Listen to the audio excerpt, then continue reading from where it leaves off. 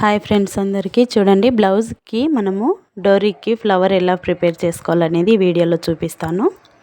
Lining పీసు main పీసు రెండు కూడా 4 ఇంచులు ఉండే విధంగా నేనైతే రెండు కట్ చేసుకున్నాను. రెండు వైపులా కూడా 4 ఇంచులు ఉండే విధంగానే కట్ చేసుకున్నాను. ఎంతో సింపుల్గా చూపిస్తున్నాను. ఇప్పుడు మనం తీసుకున్న రెండు పీసుల్ని చుట్టూ 4 పక్కల క్లోజ్ చేసేయాలి. ఫస్ట్ వీడియోలో చూపించిన విధంగా 4 వైపులు కూడా మొత్తం క్లోజ్ చేసిన తర్వాత ఫస్ట్ మనమైతే లైనింగ్ పీస్కి ఒక్కటికి హోల్ అనేది పెట్టుకొని దాన్ని మొత్తం తిప్పేయాలి. తిప్పేసిన తర్వాత మూలల దగ్గర కొంచెం నీడిల్తో కానీ స్క్రూ డ్రైవర్తో కానీ అలా మూలలు మంచిగా నీట్గా వచ్చే విధంగా చూసుకొని ఇలా నేను చూపించిన విధంగా 4 ఫోల్డింగ్స్ వేసిన తర్వాత మధ్యలో అయితే ఒక కట్ అయితే ఇచ్చుకొని మనం తీసుకున్న